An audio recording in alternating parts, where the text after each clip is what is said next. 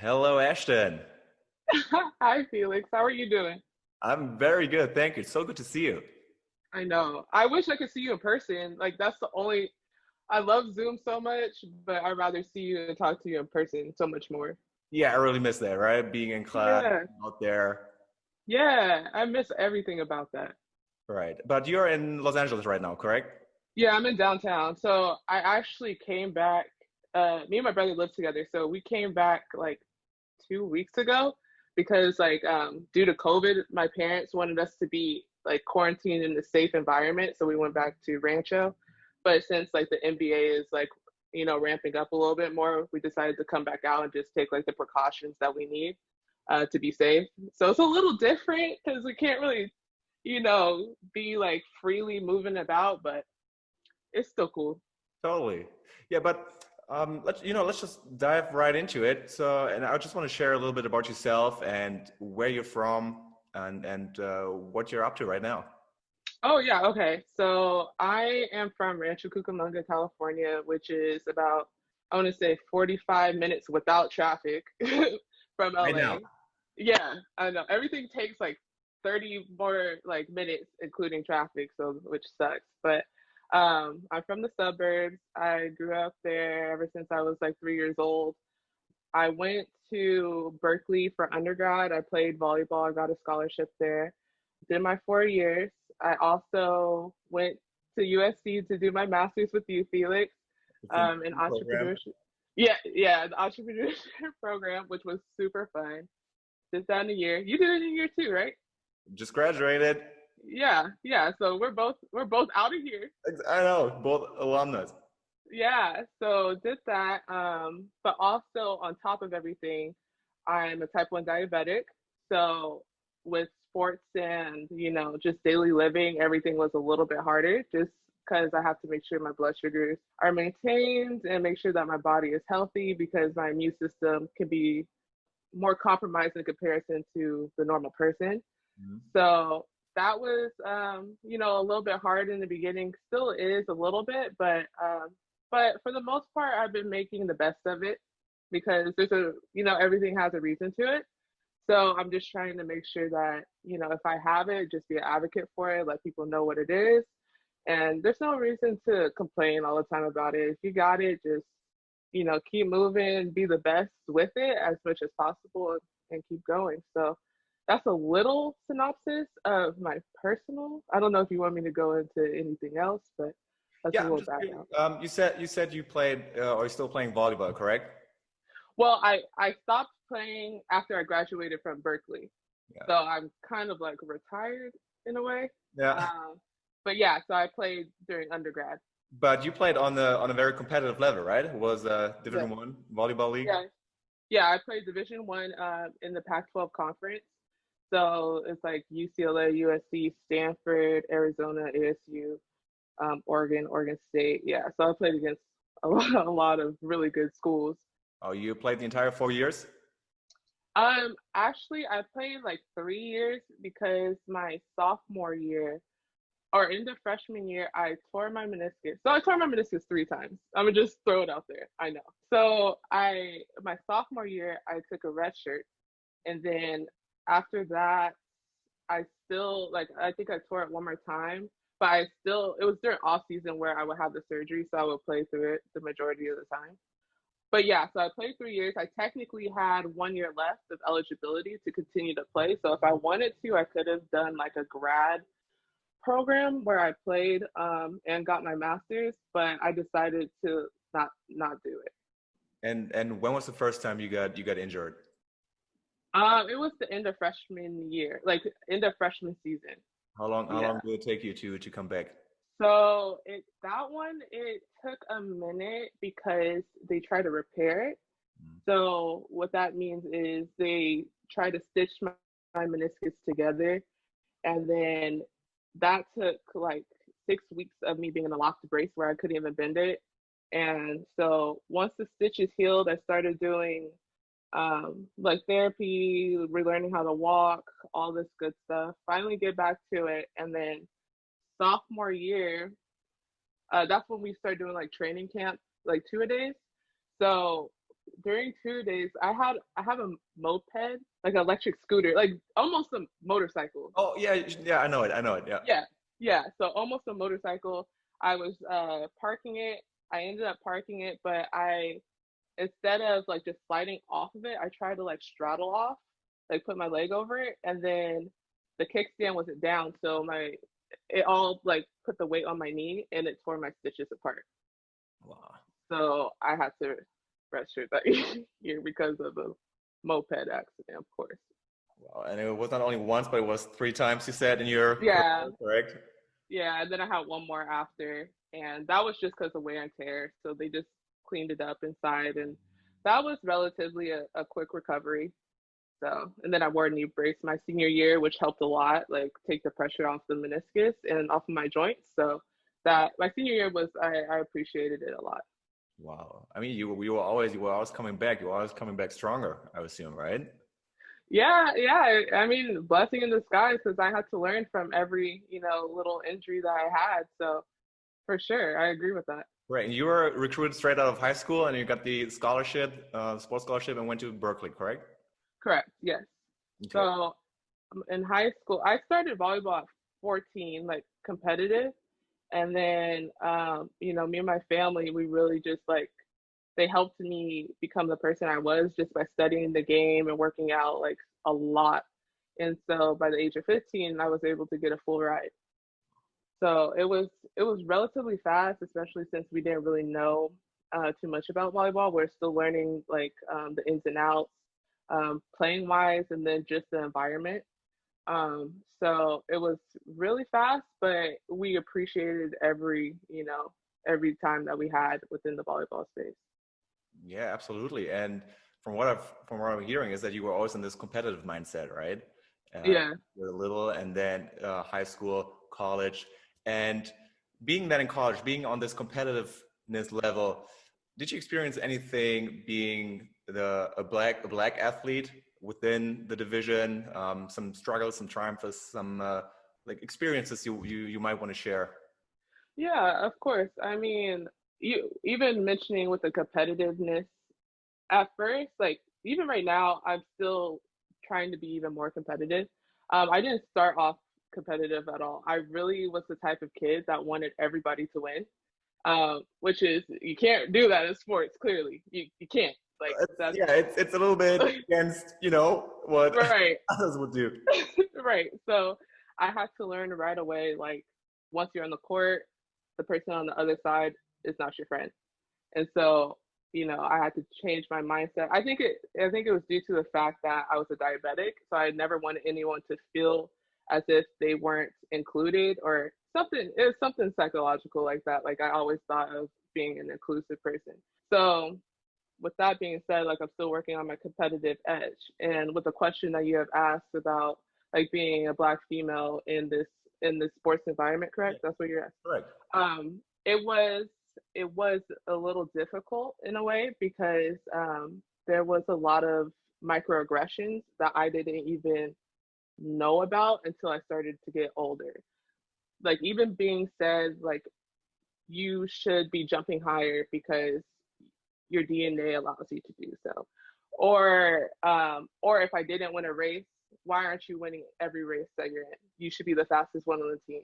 Just You based should on be your skin color. Yeah.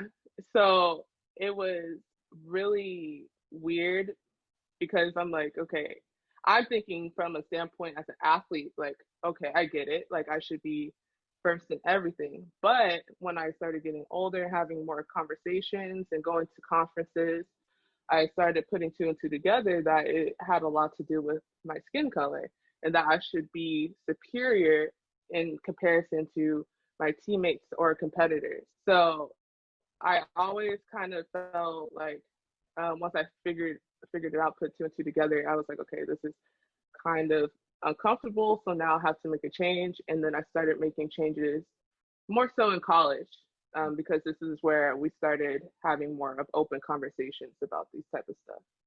Yeah, so you started actually combating those microaggressions, and just to give a quick definition about microaggressions, it is something like, hey, you should why you're not jumping higher, based off your skin color? Why you're not winning each race based on your skin color?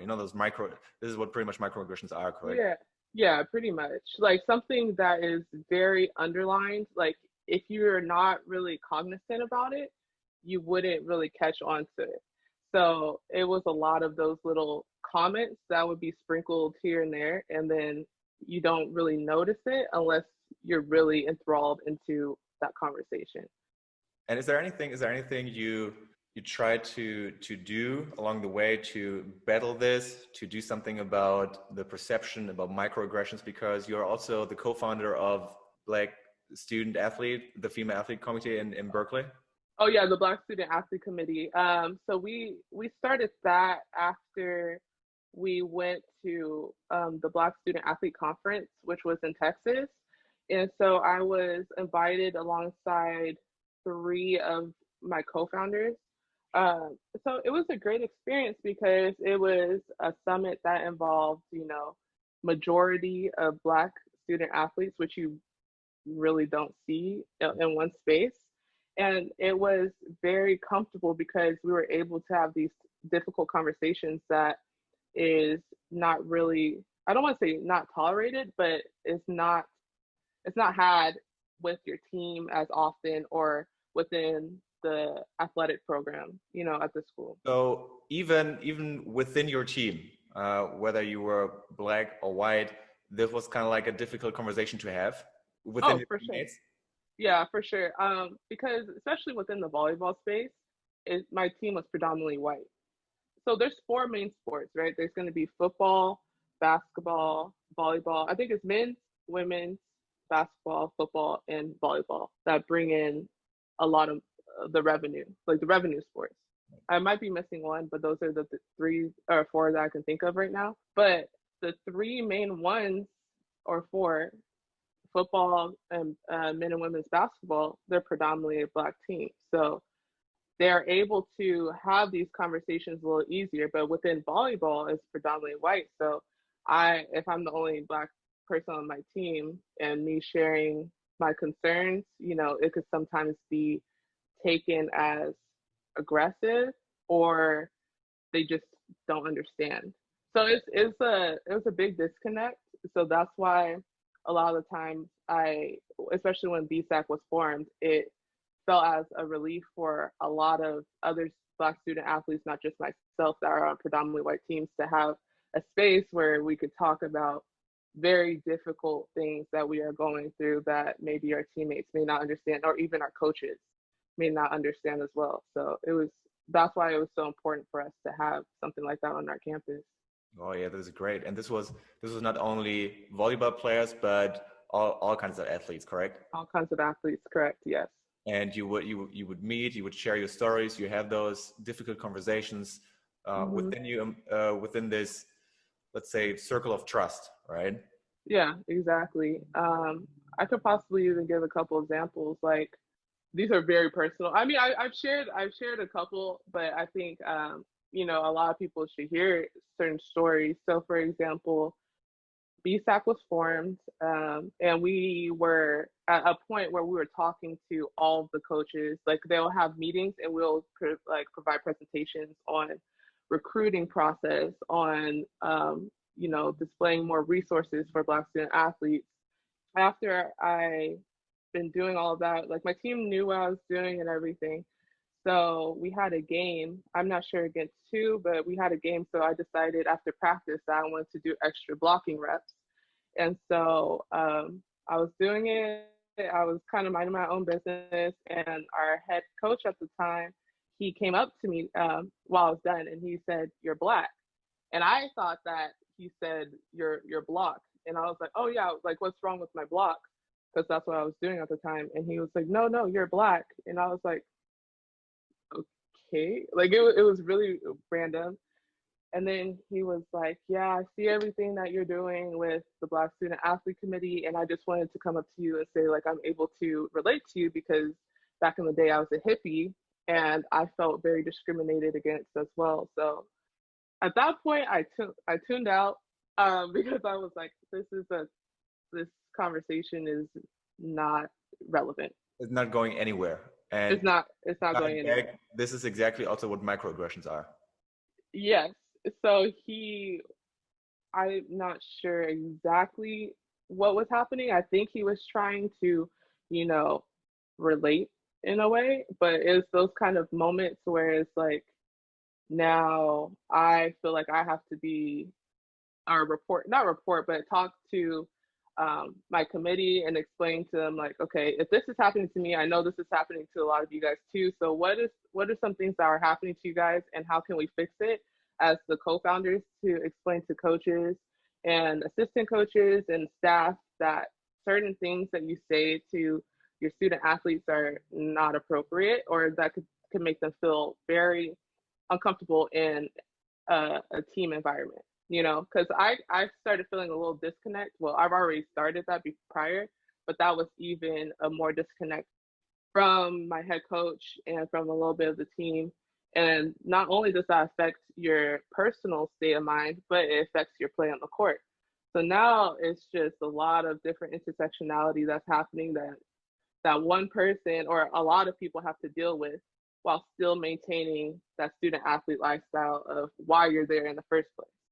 So that was just one story. I mean, there's plenty of others, but it was like very difficult to kind of understand and go through certain situations similar to that. Absolutely. And this is really the disconnect you're feeling here right now. And this is Yeah. the disconnect between them thinking, hey, I can relate, even though they can't, and they will never be able to connect. Yeah. To relate. Yeah, correct.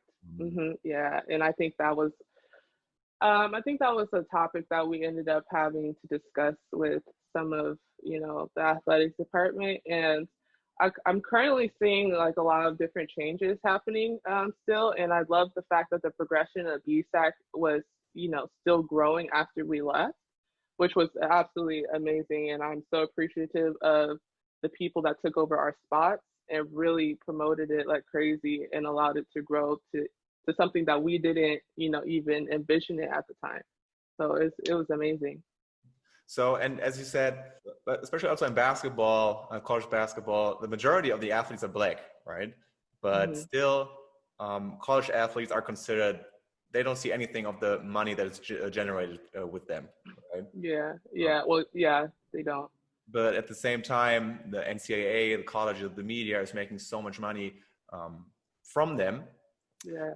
And still they see so little. So was that also an experience you went through? Was it ever a conversation that came up, something like, hey, we actually do some work here and we represent the school, we represent the team, the sports.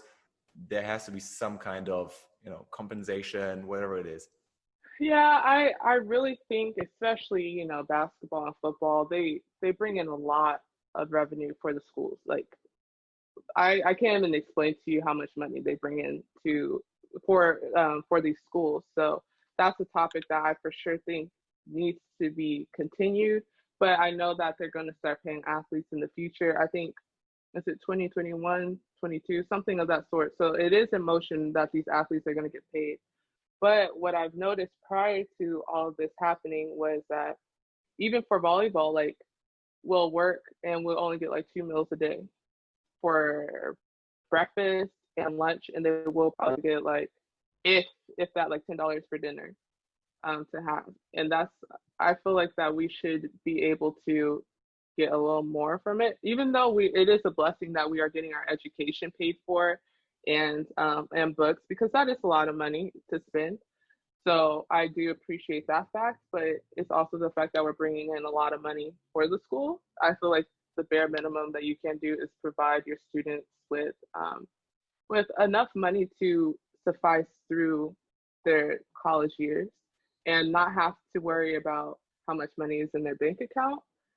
I was personally blessed to have parents that allowed me or provided me with enough to help me out when I needed it, even if I didn't ask, because there's plenty of times where I wouldn't ask, and sometimes I wouldn't eat, but those were rare occasions. But it's just due to the fact that I didn't want to ask my parents because that's just the type of personality I am. I never really wanted to ask my parents for anything. But with that being said, I can't imagine the people that don't even have the access to parents like mine, and that are still working super hard for the school, but not getting properly fed, or they don't have enough money to X, Y, and Z, like the necessities that they need. So, but I mean, progressively there is some change, but I think it was because they have to.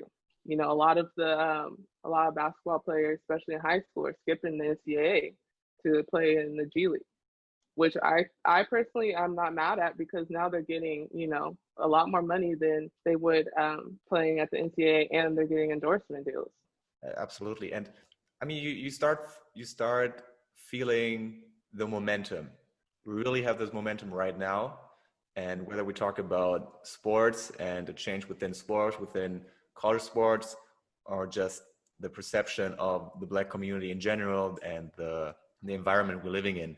From my personal experience, what I think, especially in this country, is that we have huge momentum.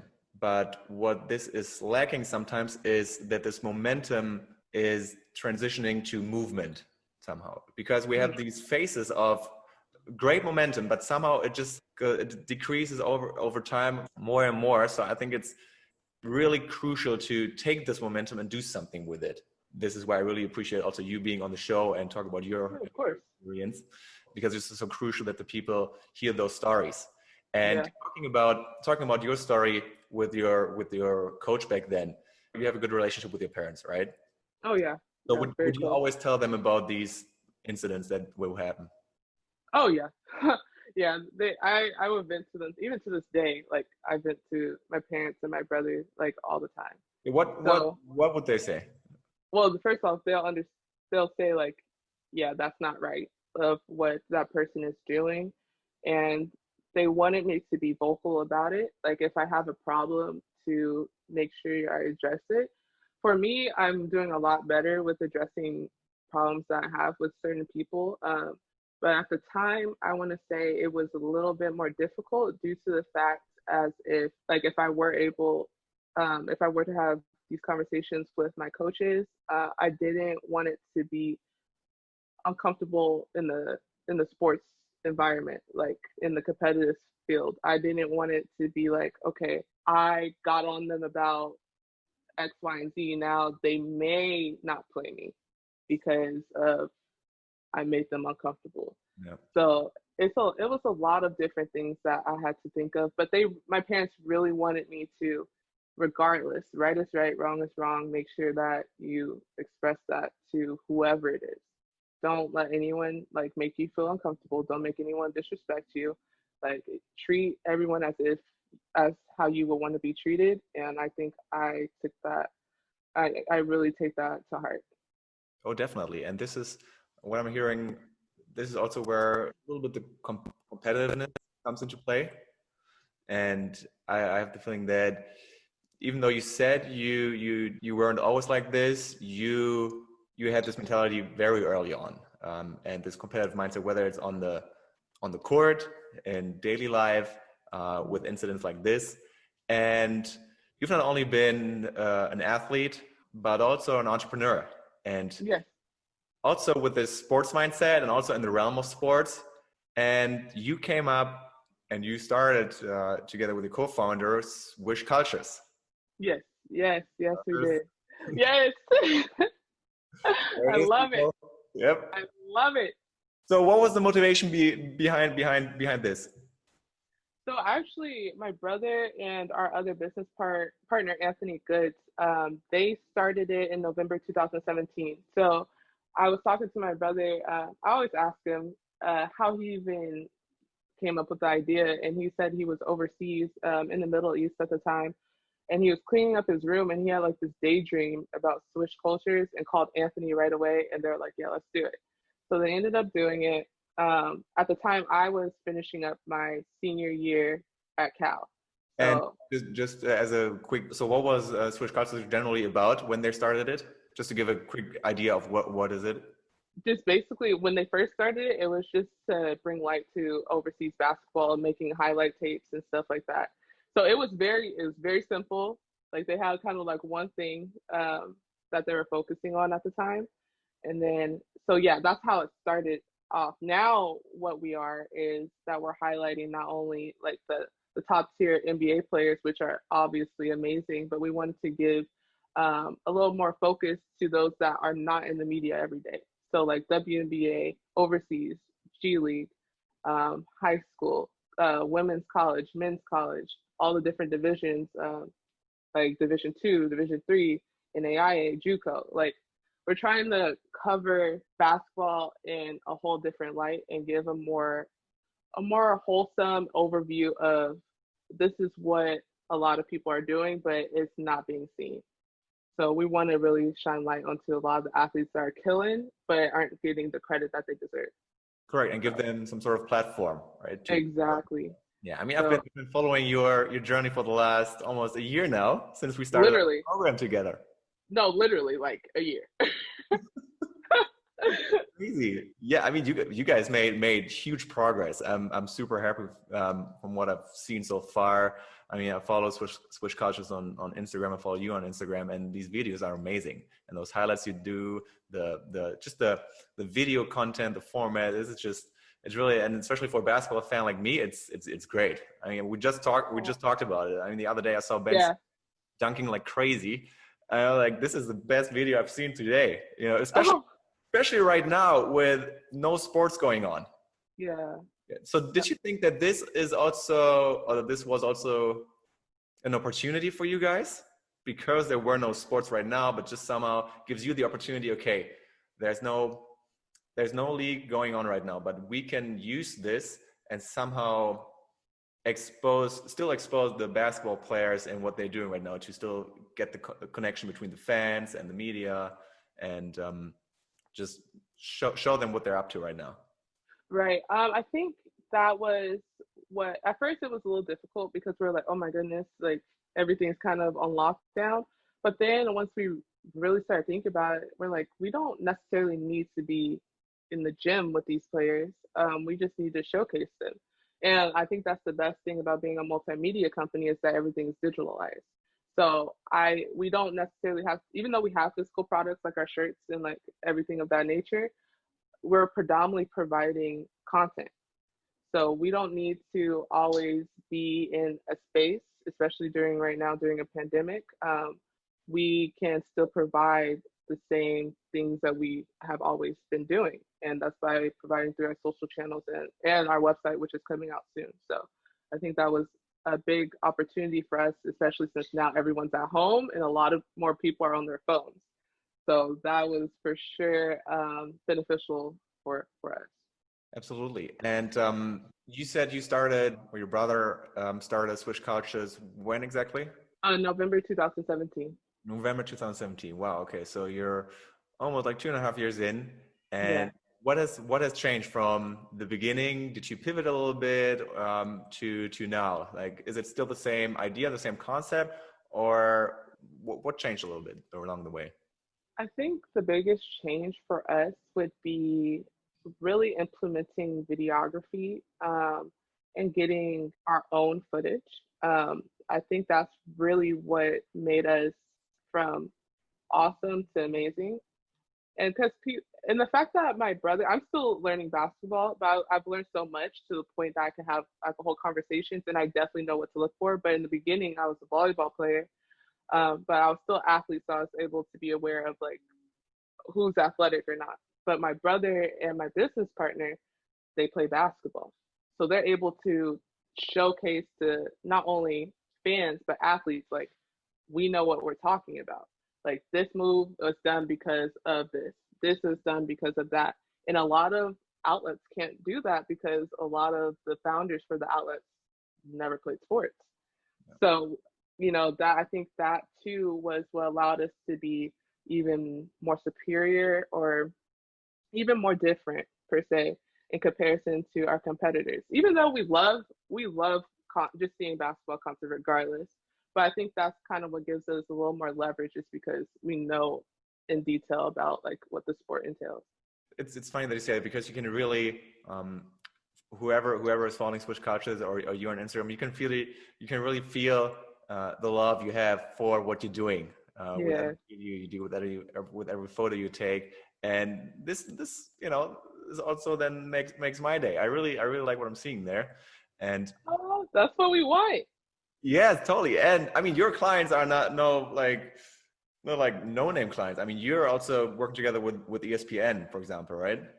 Yeah, so a lot of times too, they would ask for our footage because we're able to access a lot of stuff that they're not able to, especially during this time, especially like right now. But even prior, they're still asking us for it.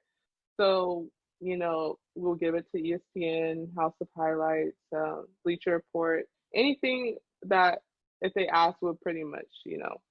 hand over or give them footage with credit. Like if they give us credit, we don't have a problem because we know how we are more focused on building relationships and we really take pride on that. And I think, you know, that's what makes us different too, is that we really care about the people that we're taking the video of. We want to make sure that we're promoting them in the best way possible because as an athlete, you're always being criticized all the time. You don't want to always have that on your shoulder. And a lot of people don't understand if you don't play sports, like especially like collegiate or professional, but you're always in the light, always getting examined. So we understand how that feels. And we just want to make sure that we build relationships with anyone that we work with and show like, hey, this is what we're doing. We want to promote you as a player and also show what you're doing. Like it's not easy. And people need to know that it's not something that anybody can do because if they could, then everybody would be doing it. Yep. So yeah. Yeah, even if you're not one of the top players in the NBA, even if you're Exactly. not even if you're not even in the NBA, you're still putting this huge amount of work into it. And Yes. I think sometimes people have the impression of, okay, well, he's just like the average Joe, and Hmm. he's doing his job, but we always compare them to the top players of the NBA. But they're putting in the effort too, and I think as much as the players appreciate what you're trying to do, your audience is also really appreciating it because they also want to be better connected to those players, right? Right, right. And And even speaking on that, like how you mentioned a little bit earlier, like some people don't understand that there's people that are role players on the team. So they might be able to do a lot of stuff in games, but their main job is to be a defensive player. So if you're a defensive player, yeah, you're not going to really get, highlighted as often because you're not doing like super crazy stuff.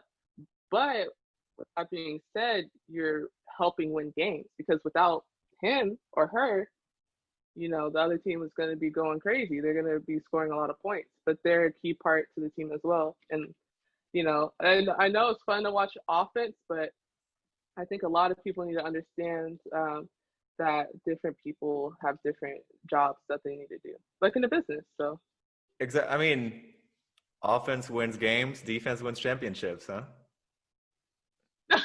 yes. Amen. So what's your outlook? What's your outlook for Swish Cultures? What have you guys planned? What do you guys want to do? Especially now with sports coming back, the NBA is starting by the end of July. They're playing again in Disneyland in Florida. So Yeah. what's your plan ahead? I think for the most part, what we've been talking about is growing, and scaling our business appropriately. We don't want to scale too fast because, in class, you know how we heard about if you scale, yeah, typical. But we want to make sure that we are solid with our core team and then slowly build on with different videographers, editors, photographers, and so forth and just continue growing the brand, selling more merchandise, getting more followers, making sure that the people that we're posting also get more followers too, because we want them to essentially build their brand so people can make sure that they're following them along their career as well. And so I think for us, that is very important and we're going to continue to focus on that. Oh yeah, this is great. And I really wish you the best of luck for it. You, your brother, your business partner. I think I met your brother once. He's a really nice guy, Yeah. and it's just I'm super excited for your journey ahead. And and I'm excited what will happen once NBA gets back. And did you guys think about maybe also jumping into other sports too, or mainly focusing on basketball? Ooh, okay, so that's a great question. For right now, we're gonna just focus on basketball, but we believe that in the future, once we have Swish Culture set up, that we could really dominate football. Like we really believe that because especially my brother knows all sports. He knows baseball, basketball, football. Like it's crazy. His mind is unreal. But I think that the football space, if we were to go to a different sport, we'll go there. So Great. man, Fingers crossed. that would be awesome. Fingers crossed. That's amazing. Well, Ashton, thank you so much for your time. I also want to be respectful with your time. I know you're a busy entrepreneur, you're a busy athlete. You're doing something every day. I'm following you on Instagram everywhere, and you've been everywhere. Oh And my goodness, yeah. any big project which is coming up soon, or anything you might want to share? We're in the works with something. I don't want to say it yet because I don't want to jinx All anything. right. Yep. But Let's build some it, expectations here. yeah, I think it should be something pretty cool that a lot of people will be able to get some insight about what it's like to play overseas. Well, that's great. So, Where can people follow you? Where can people see your content? so we have Instagram at Swish Cultures. Our Twitter is at Swish Cultures _, and then our YouTube page, Swish Cultures as well. And then our website, which should be launching soon, would be www.swishcultures.com. And if you want to purchase any merch, is www.swishculturesshop.com. Yeah, if you guys want to have one of those dope T-shirts as well, you just heard Ashton. Wait, show them the back. Show them the back. Oh yeah, I will show the back. Yeah. Woo! We love to see it. We love to see it. It's amazing. Well, thank you so much for your time, Ashton. I really appreciate you. No, thank you, Felix, for having me on. And I'm so excited to see what you're doing with your podcast because I've been hitting you up consistently about like, dude, it is so awesome. It is so aesthetically pleasing. What are you doing? Teach me your tricks. Like, I've been really on this from the beginning, from when you started. So what you've been doing, I'm a huge fan. I love it. Really appreciate that. Thank you so much. And I can't wait Of to course. see you back in person. I know, same here. All right, Ashton, take care.